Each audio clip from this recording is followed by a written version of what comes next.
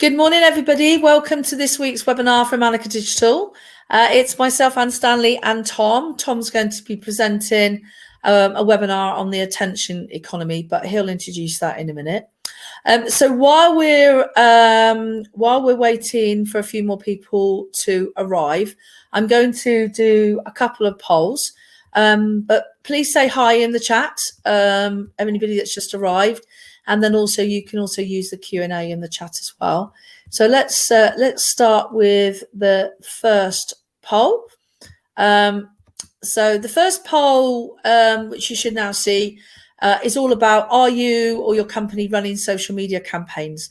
So there's quite a lot of choices here. So the first one is, no, I'm not currently in a marketing role or working at the moment. No, our company has not started using social media in any form. Yes, I create content or posts for organic free social media for our company. Yes, someone else is creating content or posts for organic free social media for our company. Yes, we use a freelancer or an agency to manage this for us or work with us. Yes, I work at an agency or freelancer doing this. Yes, we also use paid social as well. That's paid social ads. Okay, so so at the moment, about 40% of the people are actually writing social media content. Oh, that's gone down to a third. And then we've got the next most popular one is that they're actually freelancers or work at an agency. We always get quite a lot of agencies and freelancers attend our webinars, and you're all very welcome.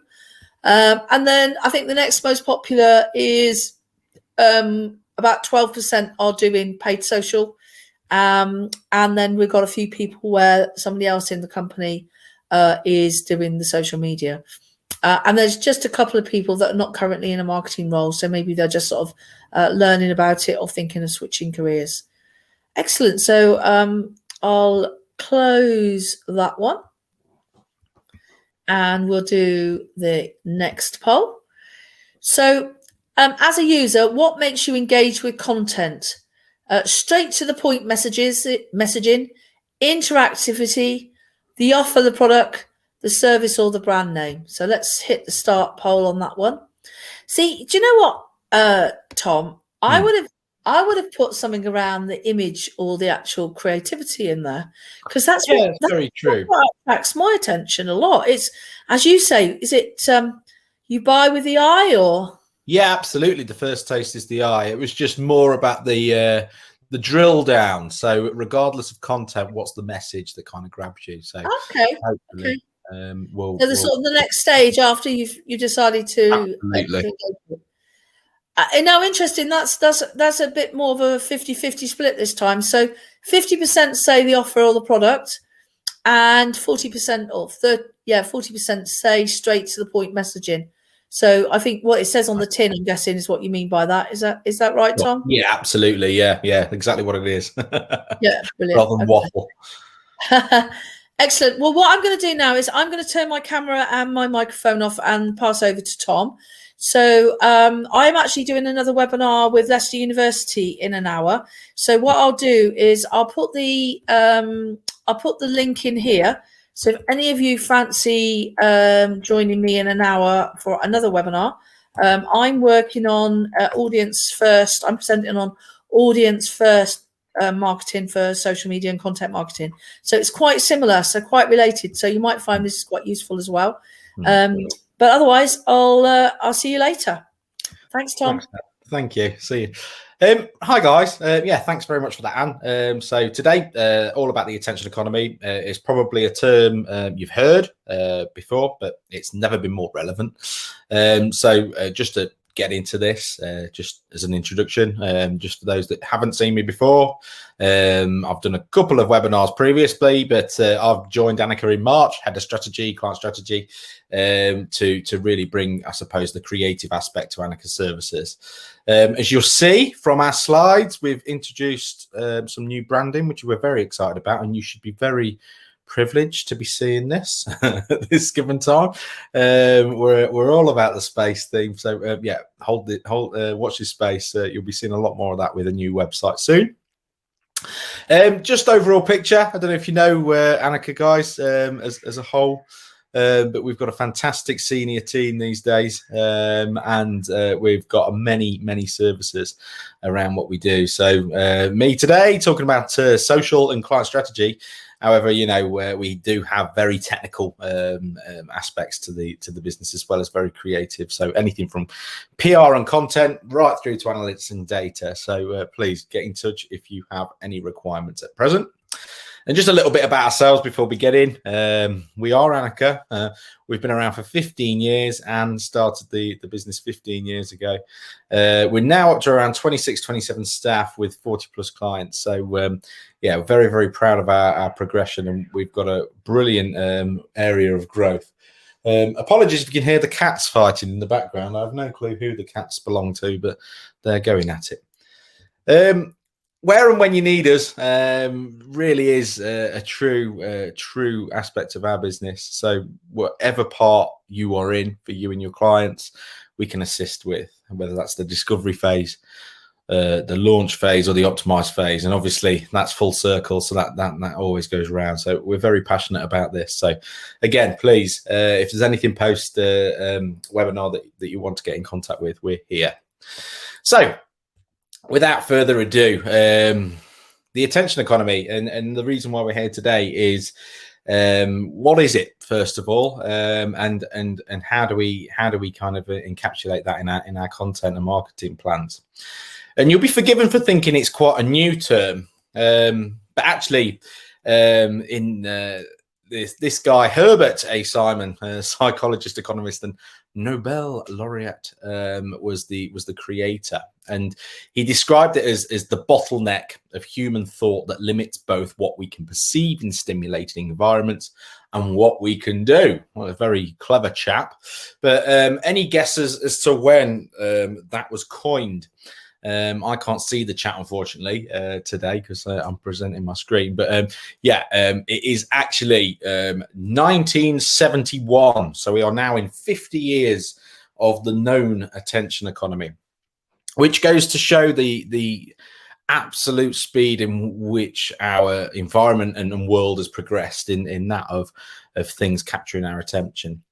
So moving on, what is attention exactly? And the definitive of the word is a selective focus on some of the stimuli that we are currently perceiving, while ignoring other stimuli from the environment. So it's certainly something lots of different things are trying to grab it, and we focus in on one aspect. Now, as you can imagine, with the plethora of digital assets and digital I suppose blueprint that we live in at the moment, there is a lot of things that are trying to grab that attention. And so when we say pay attention, it's very interesting that that's come to light as a saying, because when we pay attention to one more thing, we deplete our budget of mental resource into something else. So that's what we mean by that. And so a wealth of information creates a poverty of attention. So the same bloke said that was our man Herbert A. Simon yet again. So very, very clever man that brings that through. So paying attention and the attention economy is that it's the metric in which we can grab somebody's attention at any given point with our content. So I hope we are all with us at the moment. And just trying to take a step back and give some examples of what we mean by this and where the world around us has grabbed this need for speed, and how quickly it's taken over our lives and the way in which things are designed and created. So actually, if we go far back as 1912, sorry, forgive me, it's either 1912 or 1917. This is a chap that created this language, the first iconography, and he was called Otto Neurath, a Austrian guy, and he was tasked with speeding up the immigrant process as people landed in different areas and the mass exodus of certain countries and what have you. So you'd land in a different foreign land and unaware of how to speak and read the language. And so the first icon language was created.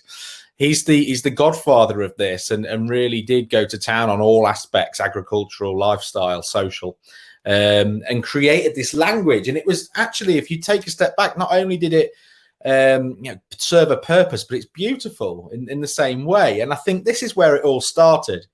So we're only 100 years, just over 100 years into this mentality of how do we speed up our lives through design and iconography and what have you. So he is the godfather of that.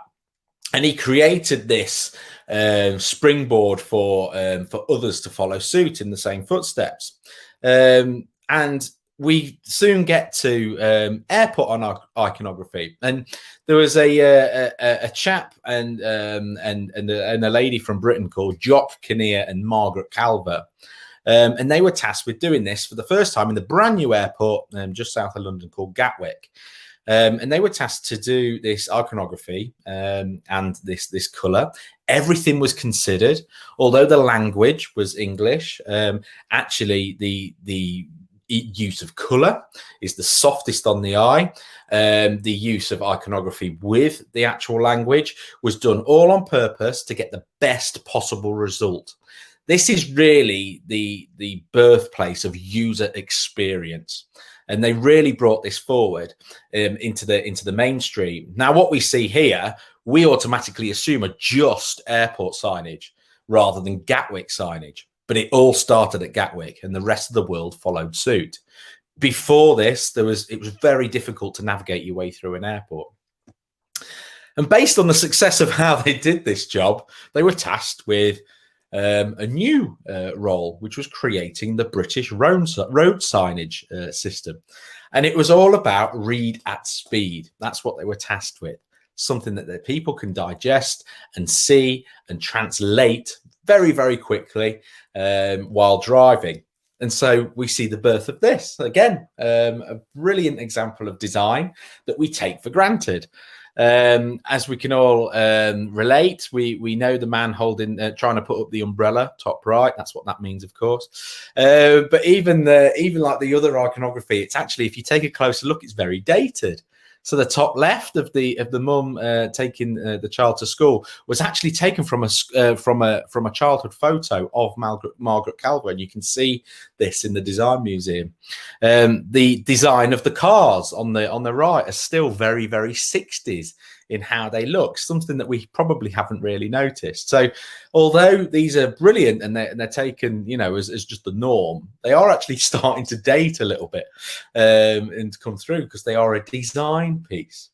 So very, very interesting. These Jock Kinnear, Margaret Calver and Otto Neurath are very much the groundbreakers of this in terms of just very sensible design.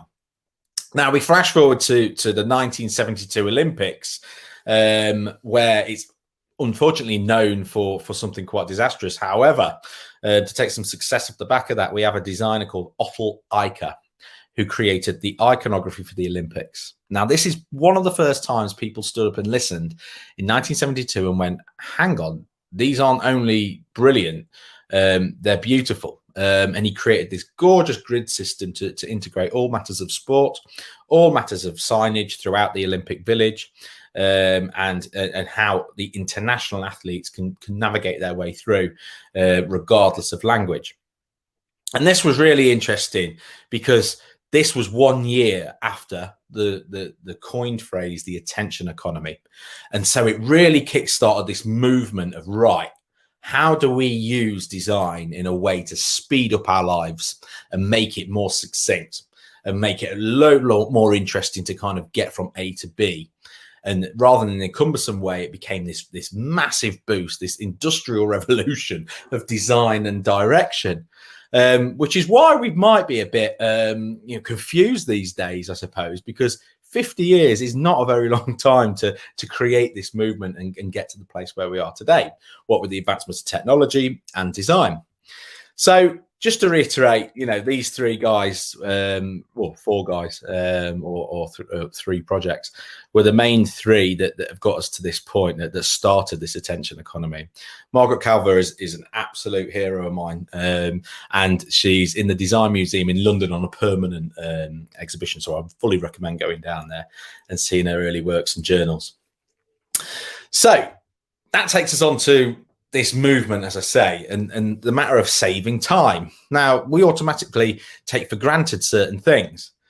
This image depicts a motorway. Fine.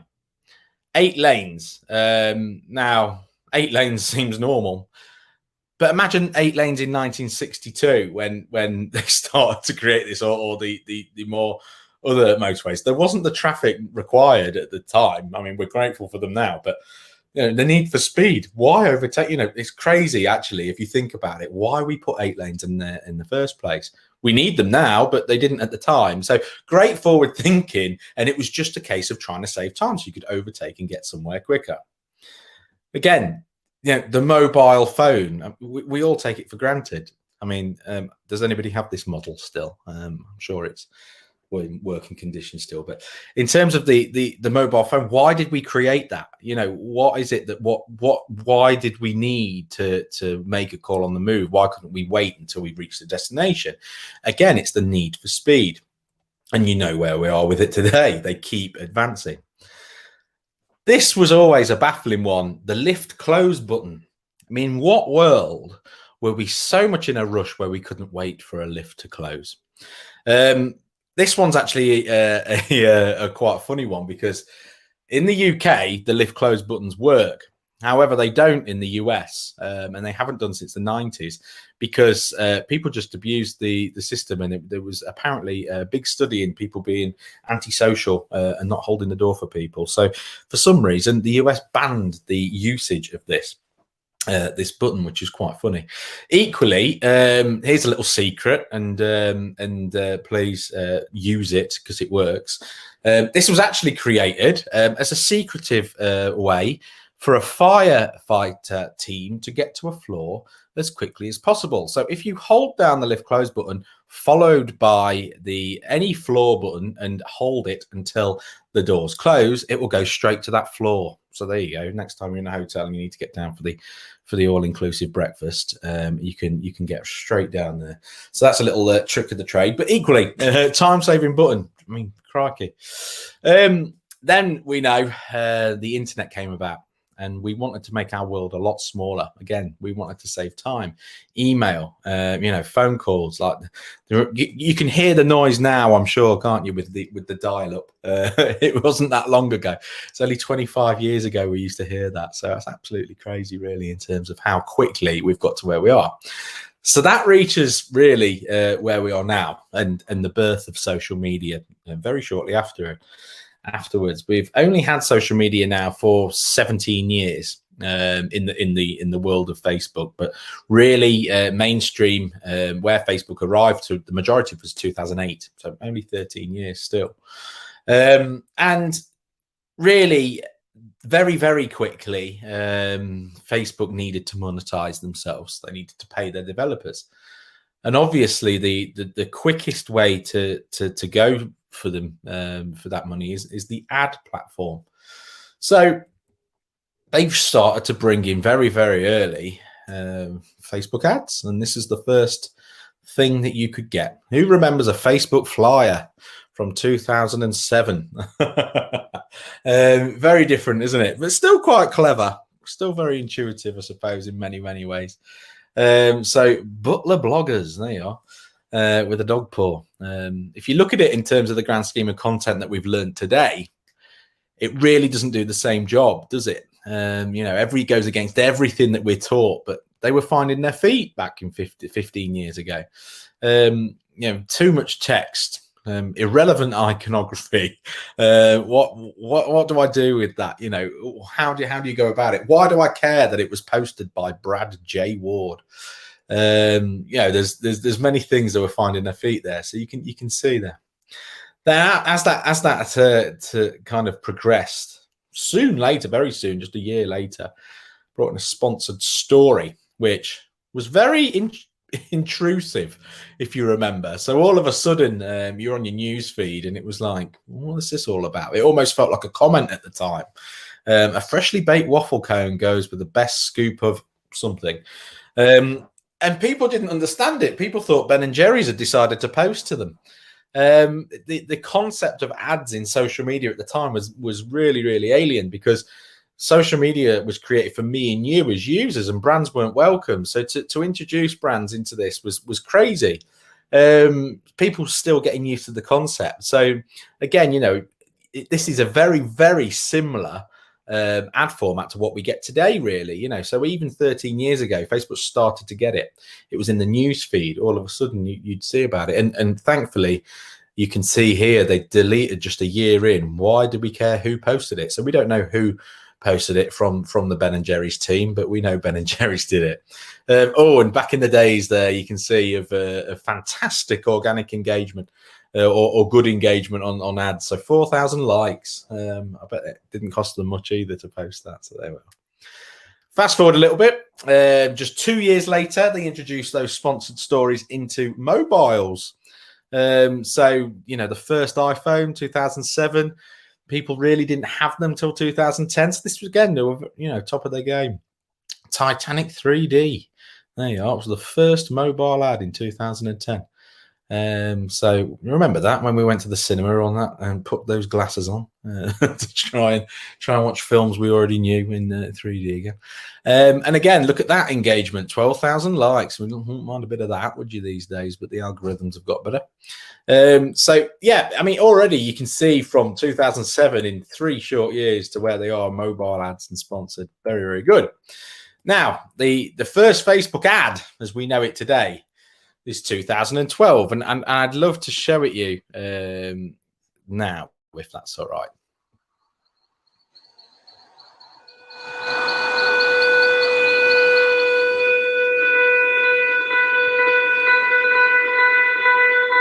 Chairs. Chairs are made so that people can sit down and take a break. Anyone can sit on a chair, and if the chair is large enough, they can sit down together and tell jokes, or make up stories, or just listen. Chairs are for people, and that is why chairs are like Facebook. Doorbells, airplanes, bridges. These are things people use to get together, so they can open up and connect about ideas and music and other things that people share. Dance floors, basketball, a great nation. A great nation is something people build so they can have a place where they belong. The universe. It is vast and dark and makes us wonder if we are alone. So maybe the reason we make all of these things is to remind ourselves that we are not.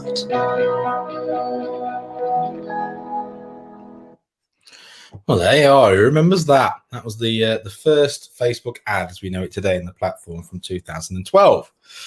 Yeah, it's all right, wasn't it? However, the very platform that we're talking about, I want you to remember these stats for later on in the presentation. It's 90 seconds long, that advert. There was no brand. You didn't know who it was for until 40 seconds in. It was created in a landscape format. It was sound dependent, i.e. the subtitles weren't fantastic. It was a very gradual lead in, and it was a very traditional asset in terms of like a film trailer from years ago. So that, in just 9 years ago, was the best ad that Facebook could achieve for the platform to engage users to then go out and create their own ads.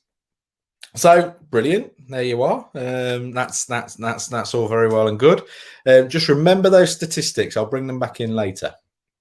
So that gets us to here. So that was 9 years ago. We are now here in this modern day. And what has happened and accelerated in the last 9 years with the attention span and the attention economy is baffling.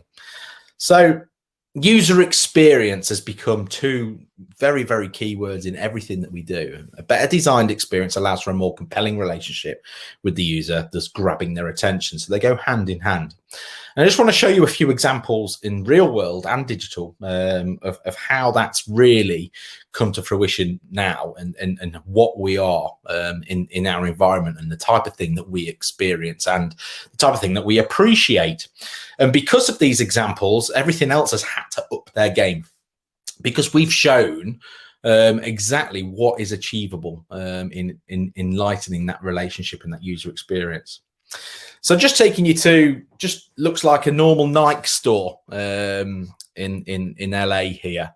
Now this is Nike by Melrose. So if you're ever in LA, this is a great store to drop into. And the reason being, this is a data-driven store in every aspect.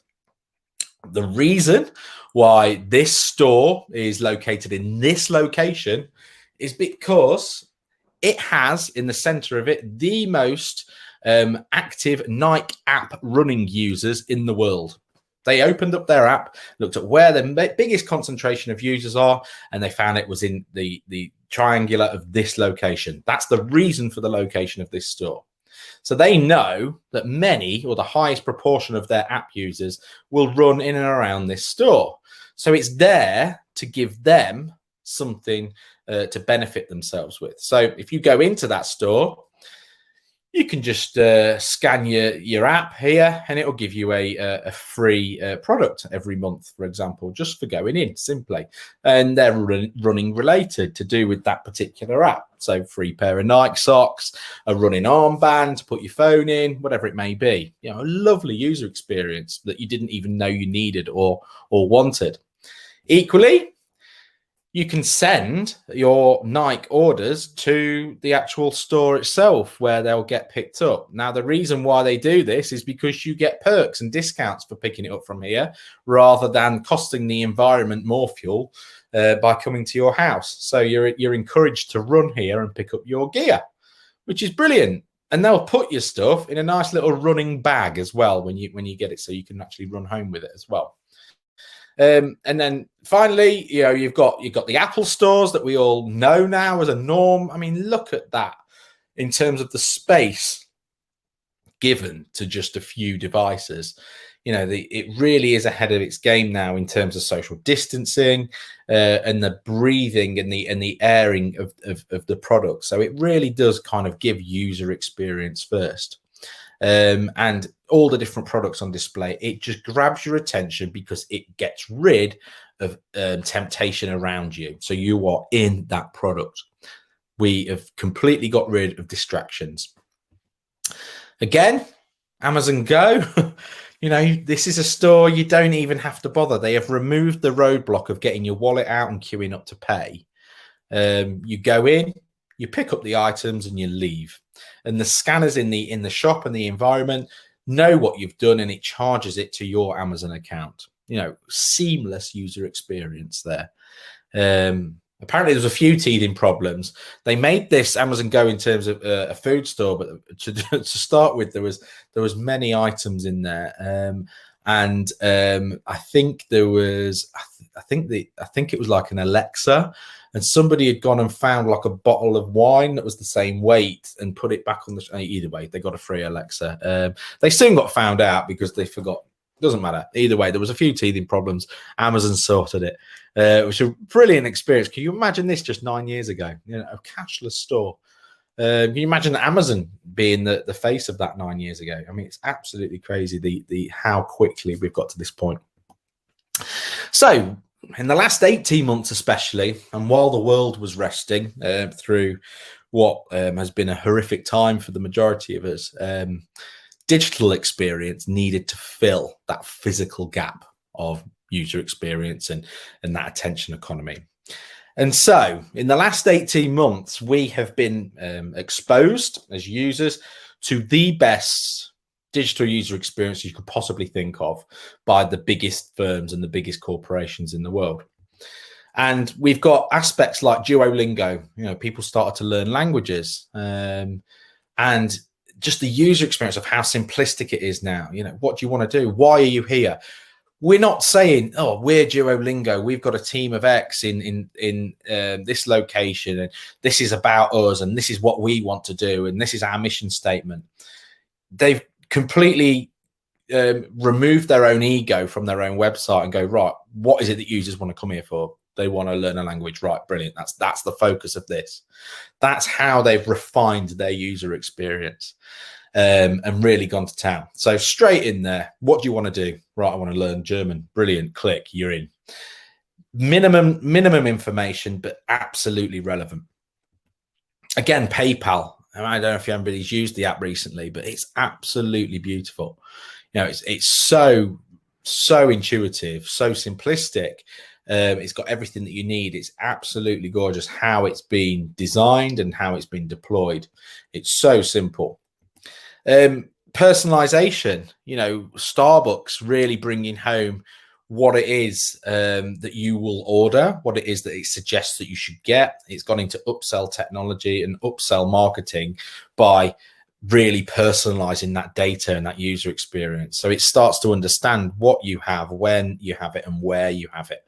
And with that, you know, it can realize that you have a bit more of an indulgent drink on a Friday. Well, why not have a chocolate chip cookie with that? So it really is personalization at its core with the digital experience. So Starbucks are paving the way in that respect. We've all been using Deliveroo. You can see I have in the last 18 months. So really pushing through, you know, that user experience of bringing food to the home as well. You know, these are the experiences that we are using day in, day out.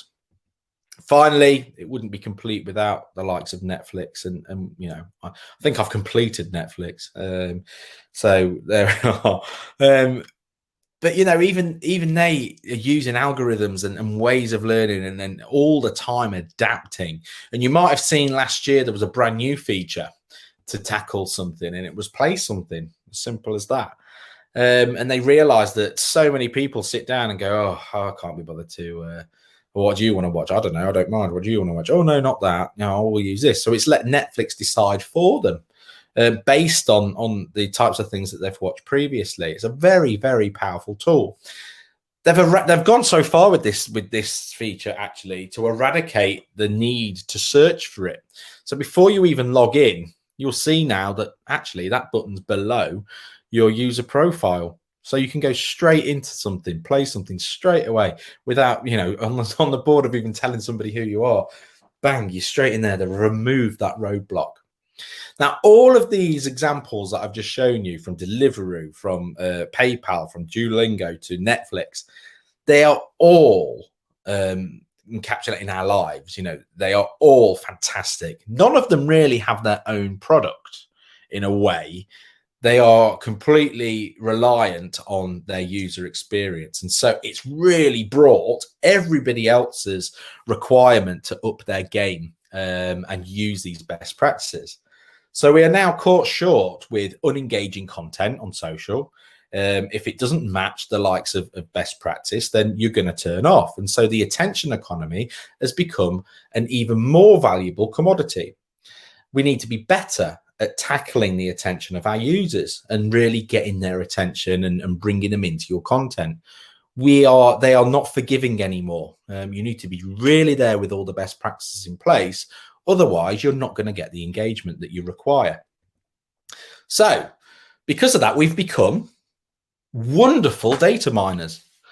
We can determine what is relevant to us as users now and what isn't in 0.6 seconds. That's how long you've got for somebody to make a decision on your own content. So that's how hard it is for you to grab that attention these days and to own that, because above on Facebook and below on Facebook, you've got other content that's just is basically fighting for their attention above and beyond yours. I like to call this the Tinder analogy, really. It's the swipe left, swipe right.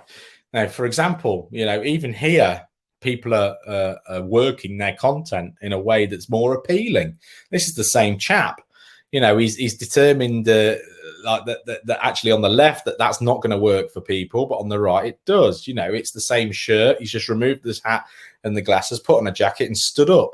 It's as simple as that. These are the types of tricks that people are doing in their own time. So businesses need to mimic this and understand and start really, I suppose, marking their own homework and saying, is this good enough for attention? Although it meets the requirements of my stakeholders, does it meet the requirements of the user that we're trying to target?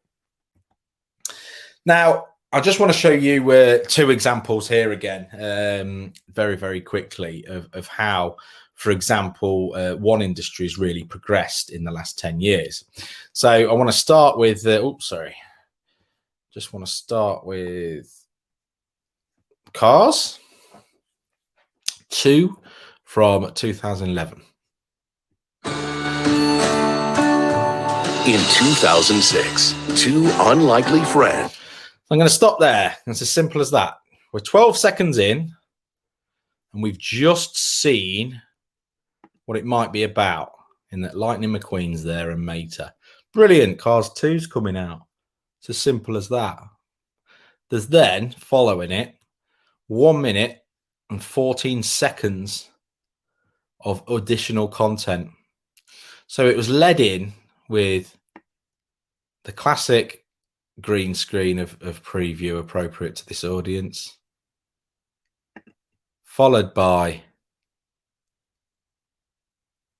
after 6 seconds, Disney, then Pixar. In 2006, 2 unlikely and finally, friends. 12 seconds in, you've hit Mater and Lightning McQueen. Now, this on the right is a film trailer from Tenet, which is 2020. Sorry. Here we go. You are inverted. The world is not. Tenet. Things will feel strange. You are inverted. The world is not. Tenet. In half the time of Cars, as you'll see there, in half the time, the trailer is finished. It's 6 seconds long, the entire trailer. You got Chris Nolan, you've got action, you've got the star of the show, the actor, you've got voiceover, and you've got the voice of the actual film at the end, all in 6 seconds. Mad. You've got a 1 minute 26 film trailer where you don't even see the stars of the show until 12 seconds in. And these days, you've got a 6 second trailer entirely, and it's done more than this did. That's the level of progression in the last 10 years in terms of quick, speedy, straight to the point content to grab the attention of the user, because their time is a commodity and they are not giving it to you easily. So back to where we were before when I brought up Facebook's first ad. Sorry, from 2012, that should be. It was 90 seconds long. There was no brand until 40 seconds. It was in a landscape format. It was sound dependent. It had a gradual lead in and was very traditional. Straight through to what Facebook are deeming one of their best examples of today. In just 9 years, we have gone to a 6 second long. There is no brand until 4 seconds. That's when it actually comes up. It's portrait, so it's 4 or 5 dimension. It's not got landscape to take up more of the screen. The sound is optional. You can hear it or you can watch it without. It goes straight in and it's user relevant. So that's the change in just 9 years. It was 15 times shorter. It was 10 times quicker to get the brand in. And it was 9 times more engaging. I mean, that's crazy, isn't it? Really, but less is truly more in this instance. So stop trying to tell the narrative and stop trying to be so detailed when we don't need to be. Now, in terms of that, we've got 6 rules at Annika, and this is mimicked throughout the industry. These are the things that we need to do in order to mark our own homework, and we want to just to share these with you. So in terms of 0.6 seconds, that's how long we've got to grab someone's attention. I've shared something very similar before, so apologies if this is going over old ground. But first of all, it's that branding. You'll see from the Facebook ad, they didn't get their branding until 40 seconds. Tenet was 4. Lead with it. Social content and content to grab someone's attention, regardless, is very much about telling the punchline up front. People need to know who it is. Own your own content. If you don't get your branding in there, 1, people are going to turn off not knowing it was you, and 2, they're going to consider that the product you're selling, they may think of your competitor. So if you don't own your content, for example, if there's a picture of a cocktail, which we'll show you in a moment, they might think, brilliant, I'm going to go to Sainsbury's to go and get those ingredients later. However, the ad was from Morrison's. So you can see what I mean by branding being so important to bring you up front, because they're on to the next asset. Timing. When is this going out? When are you posting this? Make sure the asset suits the environment. Grab the timing right. Is this appropriate? Was Tenet appropriate, for example, to put on certain other platforms other than Facebook? Probably not. Really ascertain that and understand it. Sound. Videos are viewed with 85% sound off, so designed for it without. The Tenet example that I showed you, you didn't need to have sound on, but when you turned it on, it was brilliant and it gave you something a bit extra. Whereas the Facebook one, you needed the sound on to understand it. You couldn't have watched it without, because it had just been a case study of just random shots. So make sure that sound is very much, obviously this is only for video. Formatting, so that's just dimensions. Don't use, I might have said it before, don't use landscape assets on social, because you can only see this much. Simply by going from this on a mobile screen to square, look how much more of my face you can see. I've said this before. In terms of the actual mobile phone screen, you're limiting the temptation to scroll above or below just by going from landscape to square. 9 times more engaging on average from just that leap from landscape to square.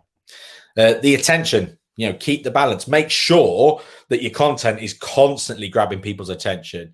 Don't just, lead in and then just tell a boring story again, or a traditional way of telling a story. Make sure there's always things happening.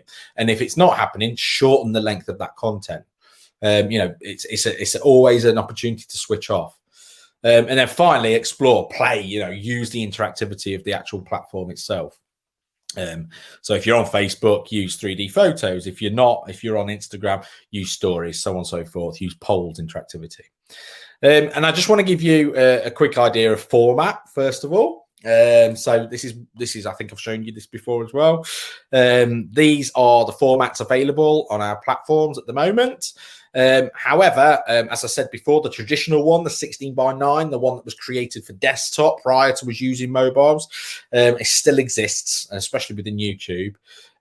But within social platforms, we just get rid of them, because just that leap into taking it from that to that, as I say, is 9 times more engaging. I can't see a reason to use landscape on a feed. Realistically, because it just doesn't do the job. So try and limit it, because you're just simply taking up more of the mobile screen. It's perfect. So I just wanted to give you a quick live example. So this morning when I got up, I went to the business page of BBC News, and the first business that came up was Morrison's. So I just used that as an example. So you can go on this morning, you can see that you can prove that that this is the one. So just went onto Morrison's feed, and I found their post from 4 days ago, which was this. And format is great because they're not using landscape. So a lot of people have just moved permanently into that. So they're taking up most of the screen. Absolutely beautiful asset. The timing, they posted this in the evening, so it wasn't done in the morning. So why would I want to see an alcoholic drink in the morning? So really good posting times. However, there's no owned branding on this, and there's nothing to tie the brand to the image, because actually the user does not look at the brand page. They don't look at Morrison's, the profile picture and the name until third. They look at the creative asset first, the copy second. So it's not copy leading creative, it's copy backing up the creative. They'll look at a call to action third, and then finally a profile picture. It's not got a call to action on this particular asset because it's organic. So we just wanted to show you the changes that we could use on this particular asset to make it a bit more, to refine it into the attention economy and grab the attention of that user. So first of all, text. So you'll see on the first one here, look, it was lots of text and we hit that see more and the copy. You know, we're bringing huge inspiration this summer with some of our, I don't know what else it says. Do you need that? No. Simple. Bring it back. Nothing says perfect like a warm summer day in the garden, refreshing gin cocktail in hand. Simple as that. Maybe bring in a bit of playability with some emojis as well. So a cocktail, sun, a bit of an ice cube. Remove text. Don't overdo it. And I don't want to see more. Call to action. Make it a promoter post. You know, boost it. Let's do some work. Let's actually give it a reason. Obviously, I know it's an organic post, so whatever. But this is just an example. So if you add a call to action at the bottom, look, groceries on Morrison's. Discover our cocktail ideas and get garden ready now. It gives a reason for this post. Brilliant. I can see more cocktail ideas because that looks amazing. So what else has it got? I'd love that, but my partner won't. So I need another one for them. So lots of different ideas there. Next, profile picture. So you can see the profile picture at the moment is Morrison's. Really, really small. I don't get that that's them. It's got the word Morrison's next to it. Do I need that logo in that place? Make it mobile friendly. Bring it in. Add a bit of color. Own your own content.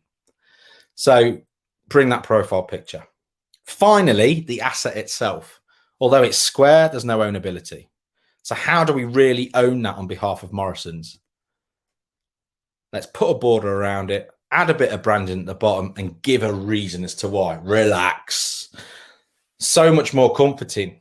So much more owned. I'm not going to Sainsbury's to get that stuff anymore.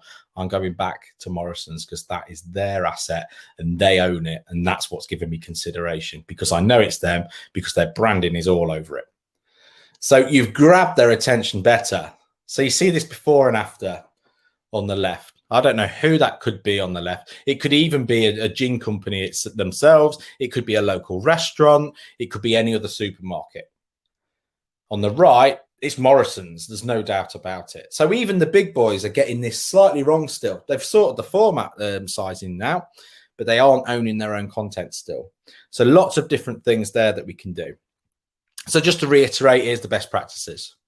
And obviously, you've got this in the handout afterwards. So the future, and we're nearly there now, guys. So excuse me and apologies. It's gone on a bit long. So the future of the attention economy and where we are now. And just to reiterate, I mean, the attention economy, 1971, it was an ad-based revenue model that had dominated the creative industries in the 21st century and made the incumbent social platforms some of the most valuable tech companies in the world. Now, I think the attention economy is dead. I think we are now at a point, because of what's happened in the last 18 months, because of what I've just shown you, that actually we have entered into the creator economy. And what I mean by the creative economy, it's made up of the platforms that we talk about and the marketplaces, the TikTok and, you know, Facebook, Instagram, Snapchat, everything, all of these different things. And the tools are democratizing creative expression and entrepreneurship. So what we mean by that is empowering independent creative class to make a living on their passions. It's accessible.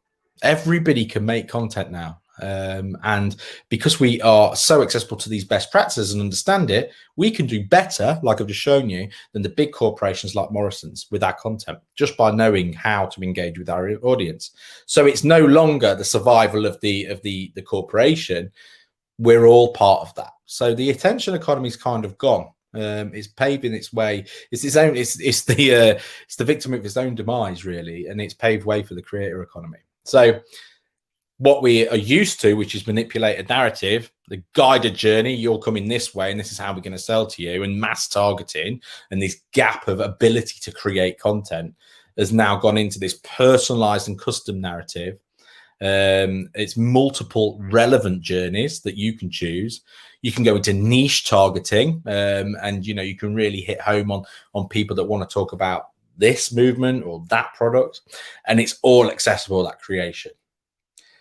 So that's it. That's where we get to, guys. That is the attention economy, and I hope you've enjoyed it. What I'm going to do is just close my window and come back to the webinar, stop sharing my screen to answer any questions or come back to that.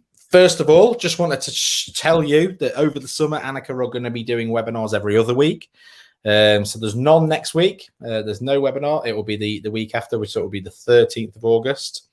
So this is the last for a couple of weeks. So I'm going to come back to Big Marker.